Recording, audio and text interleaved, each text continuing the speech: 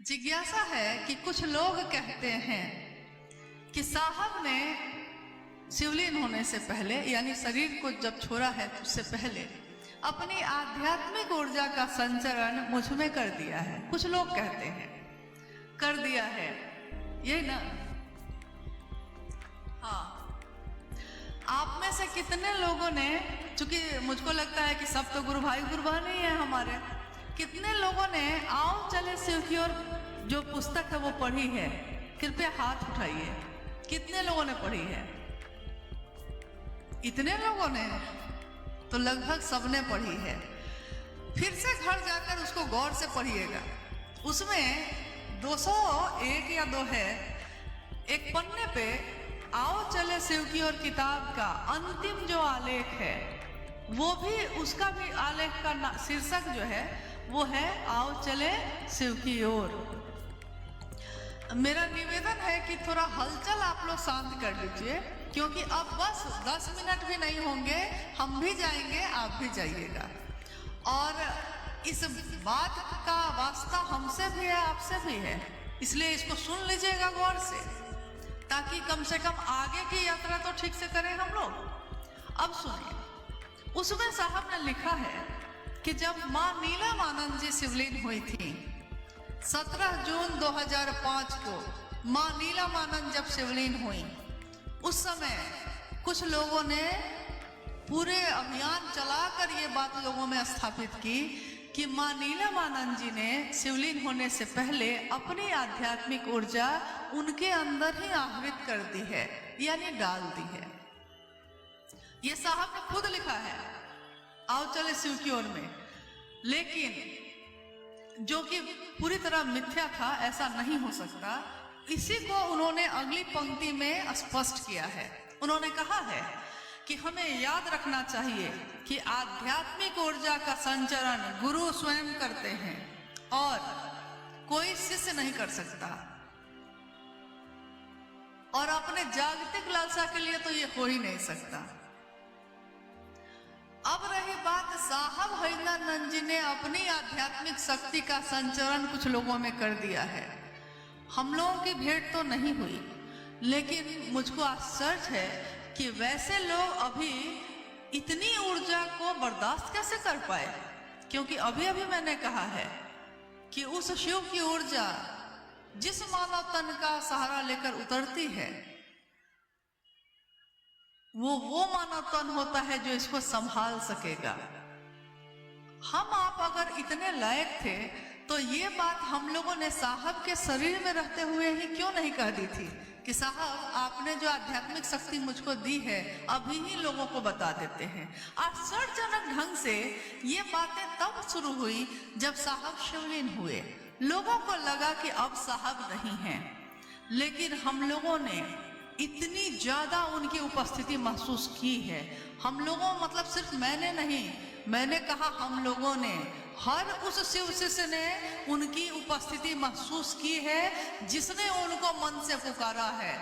हर उस शिव शिष्य के यहाँ वो गए, हर उस शिव शिष्य से मिले, यहाँ तक कि लोगों ने कहा कि भोजन भी किया है। तो ये तो असंख्य घटनाएं हुई हैं, यानी कि उन सभी असंख्य लोगों के अंदर साहब ने ये बात डाली होगी,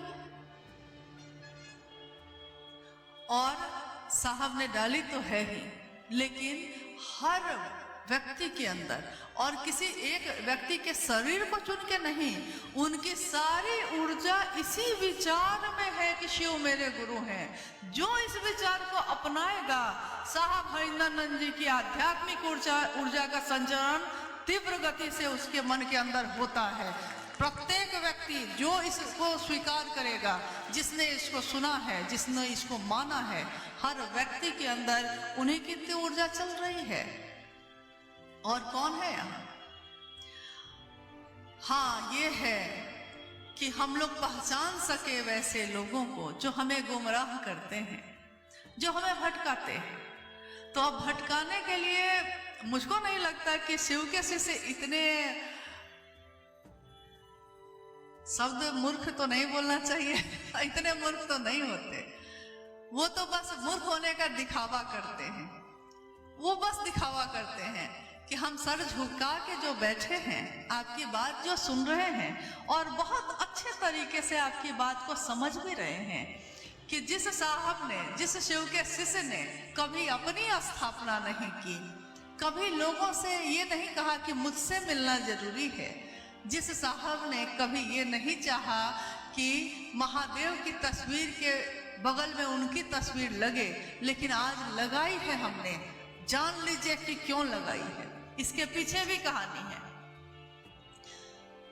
मां नीलमानंद उस समय शरीर में थी। कितने जगह के गुरु भाई, गुरुबान, पुराने गुरु भाई कुछ बैठे भी हैं।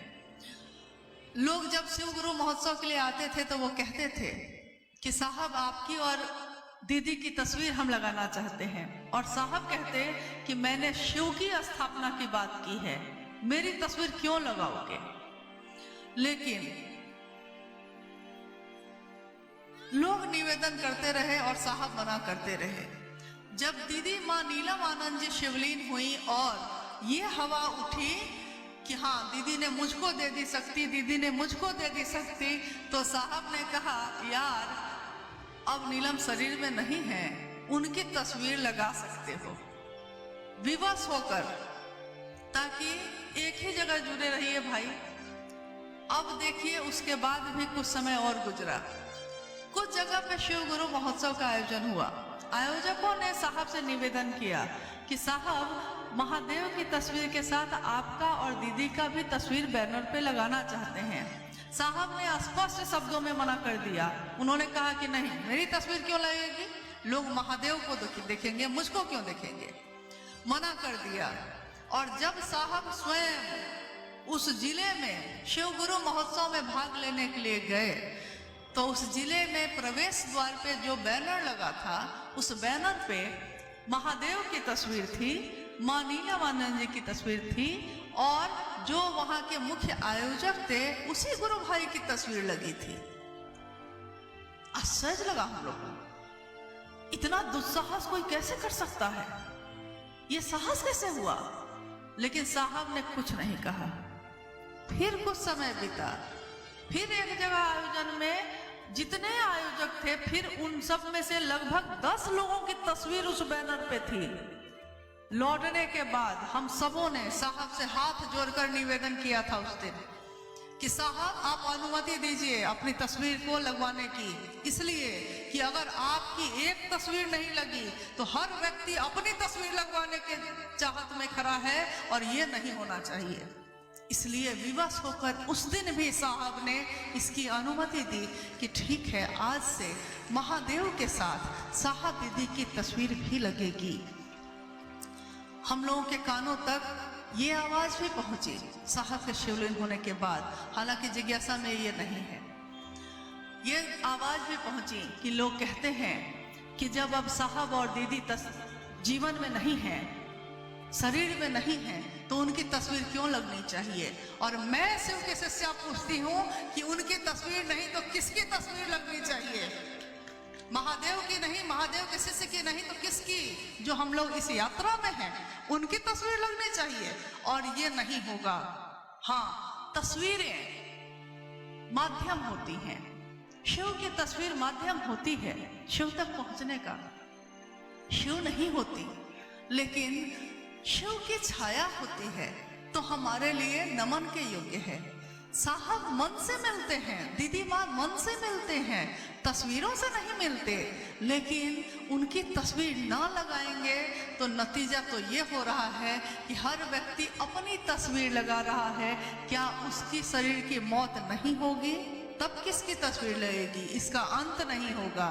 इसलिए यहीं पे अंत कर दिया जाए कि बस एक तस्वीर लगेगी साहब की, एक तस्वीर लगेगी मां नीलमानंद जी की, और मेरे गुरु शिव की तो लगेगी ही लगेगी।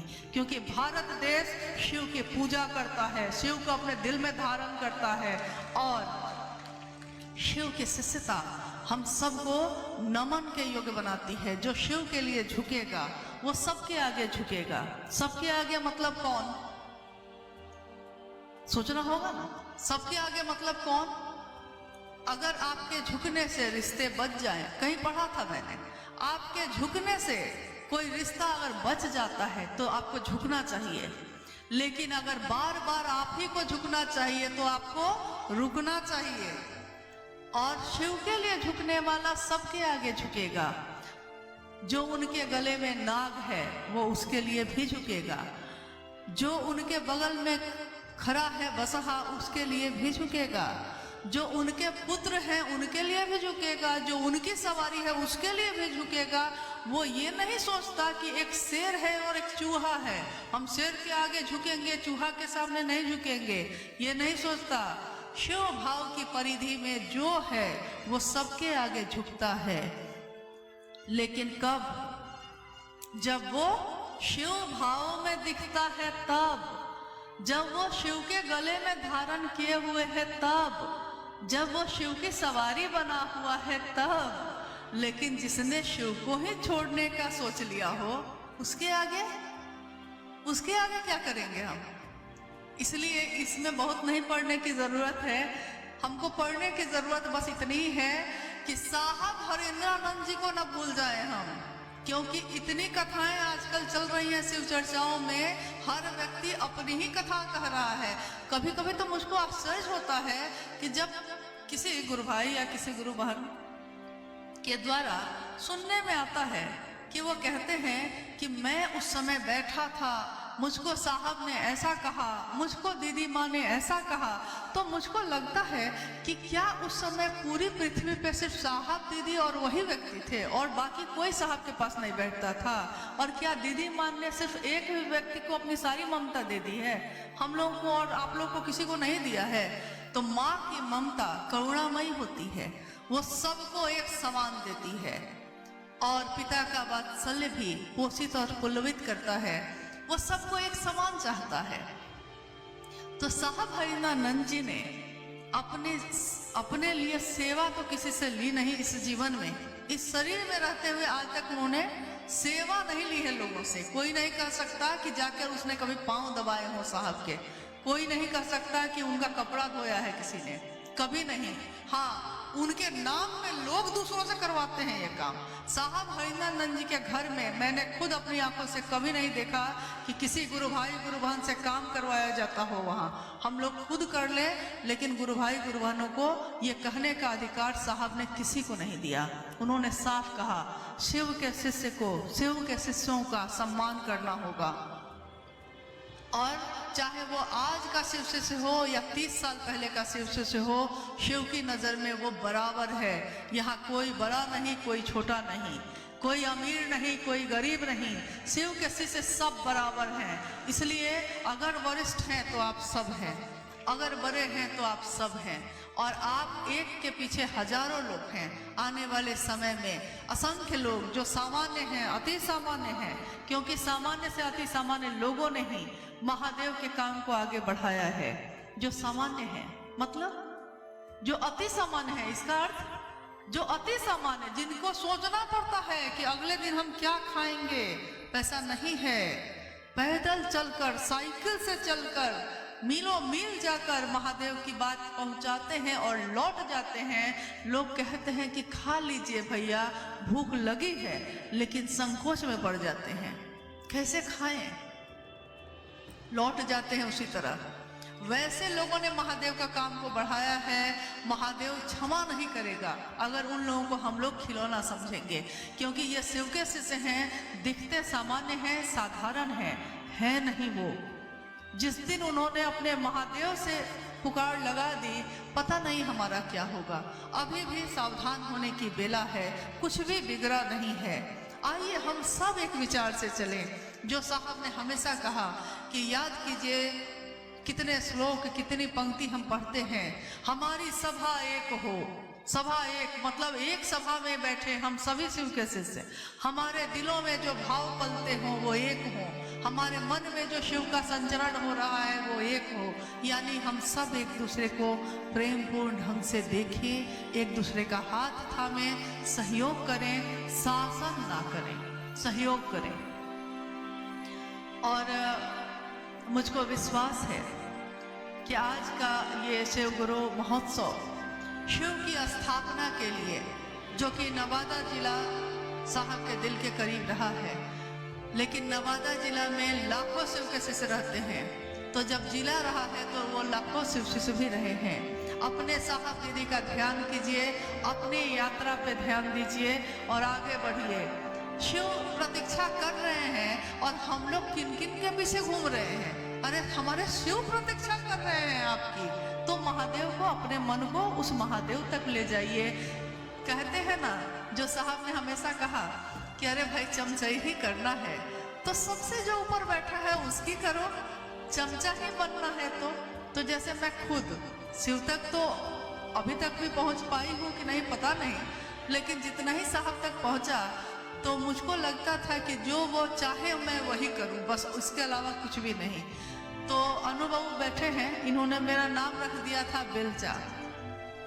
एक होता है चम्मच जो छोटा सा सामान उठाता है, एक होता है चमचा जो उससे थोड़ा सा बड़ा होता है, और उससे भी बड़ा होता है बेलचा।